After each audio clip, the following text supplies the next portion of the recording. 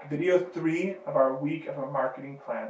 This week we've talked about our situation analysis. We've defined our current situation. We've talked about our target audience, who we're working with, how we're working with them, and we've also set goals. Like we mentioned in the last video, goal setting is absolutely one of the most important parts about having a successful marketing plan. The next step that we're going to talk about is strategies and tactics. However, before we get into this, I really want to take some time and talk about something that I feel like is a huge issue and concern with most Young Living distributors. It's something that really hinders the growth of our business. And so I'm here actually with Richard. Richard is a Young Living distributor, and he has been doing the business, building the businesses, and quite successful at doing so. So we're going to ask him a couple questions. We're going to talk about a few things, and we're going to really help us move past some of the blocks that are holding us back from growing a successful Young Living business. So Richard, how long have you been with Young Living? A little over 6 months now. About 6 months, perfect. So what do you think has been the biggest obstacle for you as a Young Living distributor? I think, honestly, myself. Just being able to believe in myself that I know people, that I have options that are open to me, that there are many things that I can be doing better, or even things that I could just be doing, period. So to me, it's been myself so far that has been the biggest hurdle that I've had to overcome. Okay. And then what about signups? Do you feel like you're signing up enough people? Do you feel like you're finding enough people each month? How do you feel that goes in your business? Are you struggling to find people? How is that working? I would say I'm struggling. It's been very sporadic, the number of people that I have been able to sign up.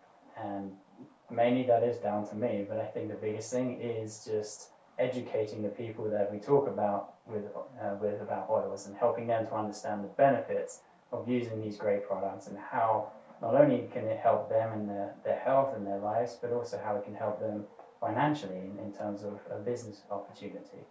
So that is probably one of the biggest things that I've experienced so far. Okay, so you've mentioned holding yourself back, being basically the block, right, that's stopping yourself from being successful. Also, it's a challenge at finding people at times. What other obstacles do you think yourself or people on your team or other Young Living distributors might face? I think everyone is different. The first one is just going to be overcoming yourself and understanding and seeing that you can do things, but it could be the financial situation that people have to work full time, so there's a big chunk of the day that they have to dedicate to another employer. That makes it difficult for them to dedicate time to doing the business, but at the same time, you just have to make it a part of your life, and as you make it a part of your life, it becomes easier and more natural to be able to share these great products, this opportunity with work colleagues, with neighbors, with friends, basically anyone that we interact with. And it is staggering how many people you do actually interact with every single day. It's just cultivating that mindset of, okay, I'm talking to this person, how can I move it to oils or business opportunity or anything like that? Absolutely. So one of the things that I've experienced is I've talked to Young Living distributors from my time at corporate and then people on my team currently is there's so many different competitors out there. The market is saturated. There's not enough business for us to be able to sell our product. Have you came across this and how do you feel about it? Every time I used to be one of those people as well. Like, how can I do this? So many people are doing this, certainly in this area. But it gives opportunity to be creative, to think outside the box. There is plenty of opportunity, plenty of scope to find those people that would like to use these products, who would be interested in not just the products, but also the business opportunity as well. So it does stretch you in that regard, that you have to be creative. You have to think, what can I do differently? Or what approach can I take? Who can I go to? Because it doesn't have to be just your friends or your family or your neighbors. You can go to businesses, you can go to schools, you can go basically anywhere and talk with people. What's the worst they can do? They'll say, no thank you, I'm not interested. But what if they say, oh, that does sound interesting? Well, you've got a potential person right there who will be interested in using the products and or the business. Absolutely. Okay, so these are some of the common concerns that I've heard over and over again, whether it be I can't do it, I'm holding myself back, I don't have the time, there's not enough people out there, the market is saturated.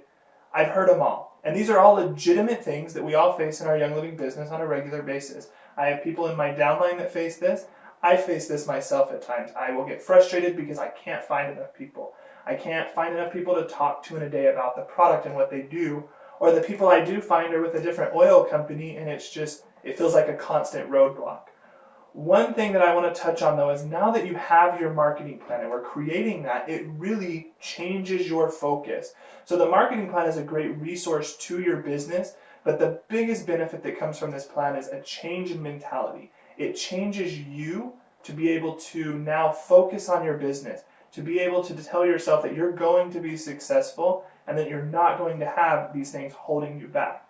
So I know, Richard, you've been working on a marketing plan.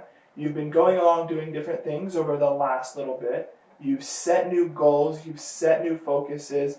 You've been able to really apply yourself to Young Living. How have you seen a difference by just doing some of those simple things? Well, I begin to see opportunities that I didn't see beforehand. Like when I sit down and really begin to think about what I have available to me, what resources are there, and I begin to write it down and put together this plan, I begin to see those opportunities and therefore I can exploit them. And it does take very minimal effort to be able to look at that, to find those opportunities, and then plan accordingly to think about, well, how am I going to target that? How am I going to exploit that? So really, it takes minimal effort. It does maybe take a bit of time, but not a whole lot of time. And opportunities will then come from those opportunities that you haven't thought of previously, and it will just balloon and get bigger and bigger. Absolutely. So how has having solidified goals and a solidified marketing plan help your team as well? It focuses our efforts.